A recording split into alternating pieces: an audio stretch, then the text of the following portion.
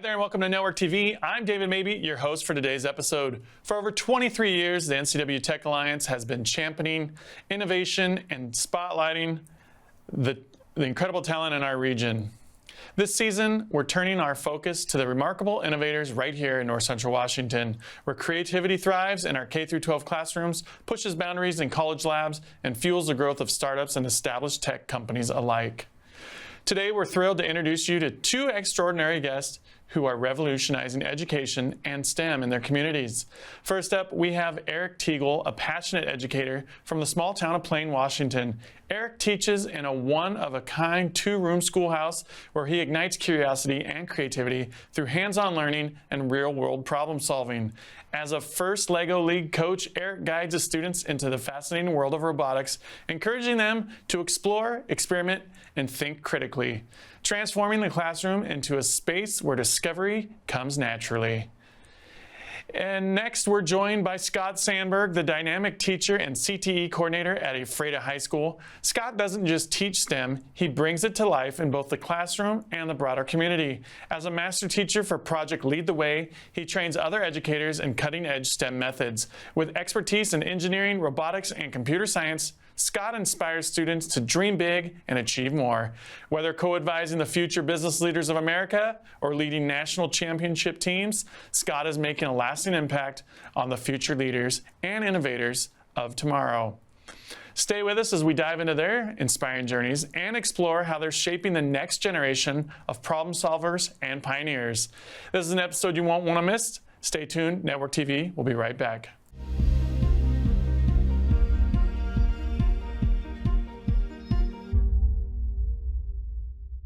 Welcome to Network TV. I'm excited to introduce you to Eric Tiegel, a teacher from Beaver Valley School in Plain, Washington. Eric, how are you doing this morning? Good, David, thank you.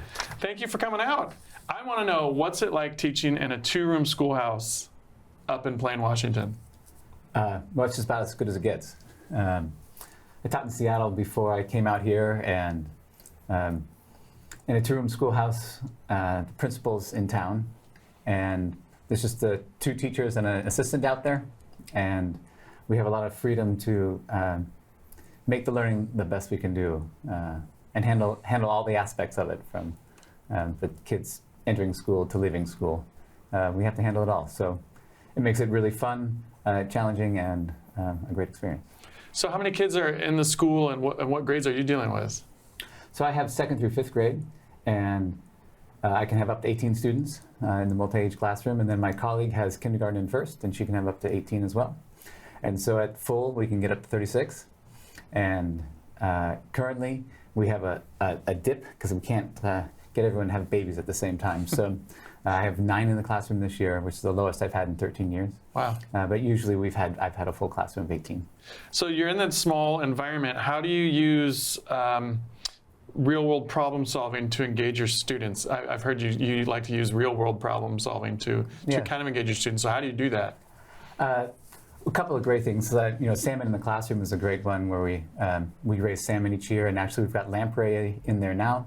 And lamprey is a fish that's native to the area and getting reintroduced. But water is a great one to come to. When we talk to kids, it's really relevant. It's something we're using every day, and it's a critical issue for the world. So we, just talk about water cycle first at this age level, understanding how is the water getting where it is. And then we can also follow it all the way from how they collect it into the house, and when you turn that faucet on, what's behind the scenes there of getting water out that faucet and down the drain and recycled again, and how that can engage students just by asking questions like, where does your water come from? Right. What is it? What do you like to bring STEM-wise to the kids, and what excites you about seeing them grow in the STEM education? Right. Well, so STEM is huge, right? We're talking science, tech, engineering, math. So we just take any one of those problems and bring them to the classroom. Currently, right now, we're doing our My Town project, which overlaps a lot of civics, but it also the kids are designing a town, and all that goes into designing a town. So I have a 4x8 sheet of plywood on the floor. And we brought out the electric trains, and the kids set up the electric trains, and then they've made plots how big of a plot can we have on our spots. They bring up the measurement and the designing aspects of how to make a town and what do you need in a town. Wow. How are we living together? Some of the kids have chosen to share their plot, so there's room for something else. They want to have a restaurant too, and so they've got 3 people living in one building unit. And wow, so they're learning a little bit of everything in that, it sounds like. Right, so you can touch it all. And then you guys did a first Lego League in robotics. Can you explain a little bit about what that is and how it came about? Sure. FIRST is a nationwide, worldwide program actually, engaging students in robotics and technology discovery and problem solving. This is an after-school program that Cascade School District, and I work with students after school from the district. So I have 50 students that I work with after school, and I come down into town. But I also use that in my classroom. So in the classroom, I'm able to use the tools that we have for FIRST Robotics, which is a programmable Lego unit that you can add motors and sensors to, and then you can teach kids the programming. And it's a drag and drop similar to like a Scratch program, or you can actually now write it in Python too. So the students have a chance to learn programming, but they also have the physical chance to build something 3D in front of themselves. There's no directions to it. And then they see what it does when they program it and make adjustments. Like if the arm's in the wrong place, I get to redesign it and put it somewhere else. So that sort of real world stuff. And it's been actually great for decimals because when you're programming as a machine, go 2 centimeters, well, that's not far enough. 3 centimeters is too far, and what's in between, and making it the hundredths and tenths, which is appropriate for my 2nd, 3rd grade. So it's really good. That's cool. Do those kids go and compete anywhere? I know that some of the other schools around here have like the Lego robotics programs. Yeah, sure. So we host a district where we just have the 10 teams that are working with our district. And then we pick 3 of those teams that perform, and then we go over to generally we've gone to the west side, sometimes we've gone to Spokane. It was here in Wenatchee a couple of times, and we compete there. Oh, that's cool. There's 30 or 40 teams that you compete against, and we've had some good success. But mostly it's about the experience, right? This poverty of experience out here, we have to provide opportunity. And that's one of the things I'm really proud to be a part of, is giving students the experiences that are lacking other places. Yeah, I was going to say, what's one of your biggest accomplishments or something you're most proud of at teaching at a small school like this, or even in Seattle, or the changes there? Yeah. Well, brain research has a big influence on the classroom, and my training around neuroeducation and how that affects the classroom has brought me to where I'm at now, just as far as how we bring students the understanding of how they're learning, and the importance of their sleep, their nutrition, their exercise, and then their attitude about how I take in new information and meet the challenge. So in that way, we can see how the students can grow and learn from that. Cool. So I also heard that you have an approach of asking questions rather than giving answers. So how does that kind of shape the students and affect their learning process? Right, so this poverty of experience is really important, right? You have to have a chance to actually do something and make the mistakes. And it's the making mistakes that really helps us learn and grow with that. And if I'm always telling answers, you don't have a chance to make the mistakes, and then your brain's not learning as well. And so when we present students with challenges like, hey, design a city or design a town, where does the train track go? And you have to have a long discussion about, well, it's this shape and that, and all that communication and the decision making and what do we want to fit in here. All that pulls together to the students to say, hey, that's their learning. So my asking the question gives them the opportunity to discuss, make mistakes, decide. If I give them the answers, I steal their opportunity to learn. Right? Who wants to do that? Yeah, I'm curious. How does the dynamics in the class work, being that the age gap is so spread out? Is it pretty good, or do the kids split up and work in smaller teams by age? So it's fantastic. I mean, oftentimes kids don't even realize what grade you're in because it can be totally your skills based, right? So I just take what the student knows and I say, what do you need to know next? And that's the question that I ask to guide. So no matter you're in 2nd grade or 5th grade, whatever the skill you have, I take it and take it to the next step. And so that's been my education. One of the first things I did when I sat down at 13 years ago at the school was I listed 2nd through 5th grade all the standards you had to do in a way that I can say, okay, here's where you're at and here's where I take you next. And in that way, it works great. So I'm not ever, but almost never in front of the classroom like, here's the lesson I'm teaching today. Right.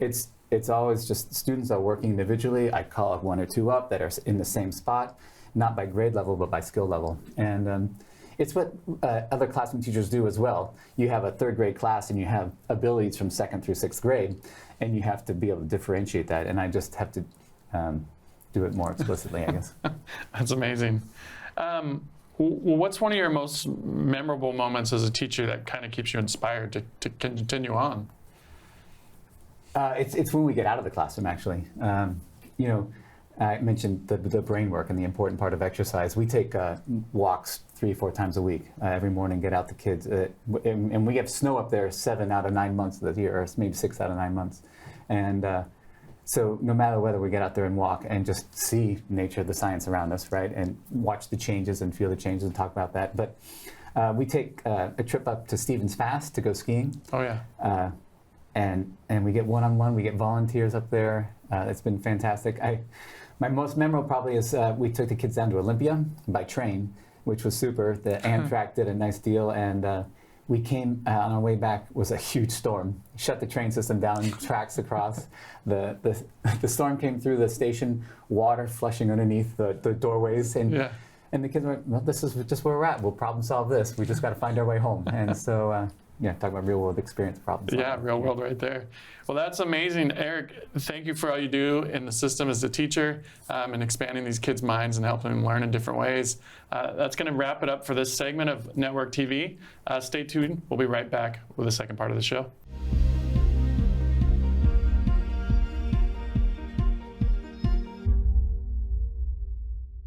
Welcome back to Network TV. I want to introduce you to Scott Sandberg, a teacher and CTE coordinator at Ephrata High School. Scott, how are you doing this morning? Awesome, thank you. Thank you for coming out and joining us today. I want to know, how have you integrated STEM into both the classroom and the community in Ephrata High School? Well, I've integrated it by, first we integrated it into the middle school and in the high school. So it was important that when we looked at it, we looked at pathways, and we wanted to establish pathways. So we noticed in, let's say, our agricultural program, we were shrinking, and we wanted to increase our agricultural programs and our agricultural science programs at the high school. So we looked at the middle school and what can we do there to increase our agricultural programs at the high school. So what we did is we created a class called Ag Explorer, and we put a greenhouse down at the middle school, and we put a farm bot down at the middle school. A farm bot is basically a raised flower bed that incorporates engineering. So basically it has a robot that runs on top. So it allows the kids to build this robot, and then they program the robot, and it allows kids to harvest. And so the robot does all the work, but it allows the kids to use agriculture, use science or computer science, and use engineering. And this then will feed up into the high school program. And that was up and running last year. We noticed an increase in our ag science program. We also incorporated into our sports medicine program. We put a VR headsets, which is really cool. So basically 3D space in our sports medicine program. And then we did an animage table into our sports medicine program. And then reaching out into our broader community, obviously, as a worksite learning coordinator, I go out and I work with the community in order to make connections with businesses and get our kids out into the community so that they can get out and work in these STEM careers. For instance, with a PUD, or reaching out into Moses Lake, because we have these battery companies coming in now, and we want to make those connections. I'm looking at integrating engineering programs into our high school now and next year, because we want to expand into engineering, obviously, because we have a lot of engineering jobs in our area as well. Yeah, that's amazing. Yeah, we had Sela on yesterday. We're talking to them. So they're doing a lot of stuff for the community. So it's good to see those bridges and all those gaps being filled. Can you tell me about Project Lead the Way and what your role was?